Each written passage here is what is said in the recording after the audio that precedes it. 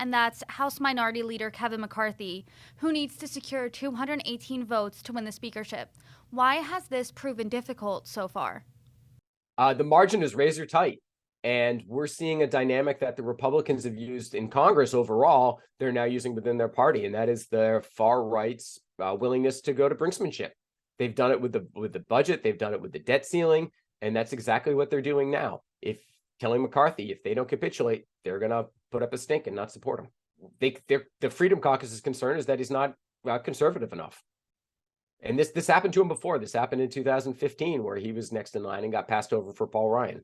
So the red wave did fail to materialize completely in the midterms. How much of that is to blame on Kevin McCarthy?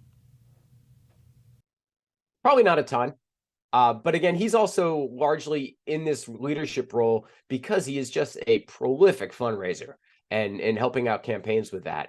But I think overall, there were a ton of other issues that were out there. And Kevin McCarthy's inability to get more Republicans elected, I don't think was a major issue. And at least 6 Republicans have either openly doubted him or straight up said, I'm not voting for him. Is this unprecedented? I know you said in 2015 he got passed up, but to be so vocal about their displeasure for the leadership of Congress.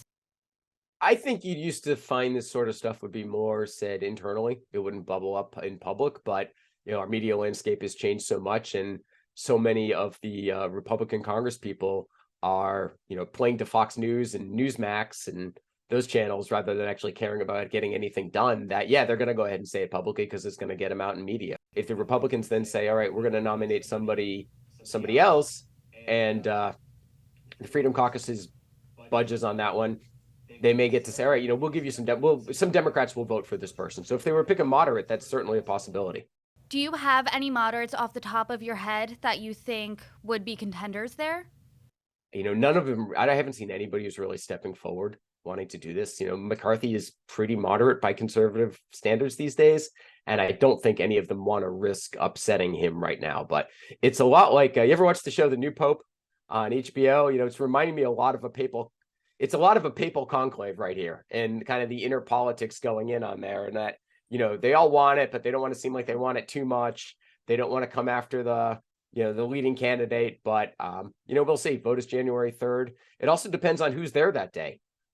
It is only they have to win a majority of the votes cast for individual candidates on that day. So if one of these people objecting just votes present, that doesn't hurt McCarthy as much as if they were to vote for another candidate. And McCarthy did say he was confident that he's going to win. How likely do you think that is to happen? I think they'll get it straightened out. Going back to the comparison with the budget, the debt ceiling, those things get passed, and we're continuing to operate as a solvent country. So I think they'll get it fixed. I think they're just working to get some more concessions out of McCarthy. Well, one of them is that the Freedom Caucus wants to go after impeaching the Homeland Security Secretary, and that's one of the issues that they've really been pushing on. But also just general government spending. Freedom Caucus is very much a group that advocates for less government.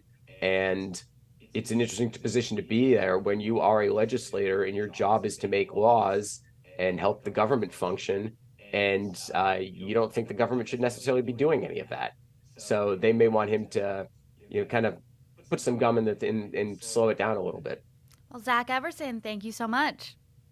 Thank you.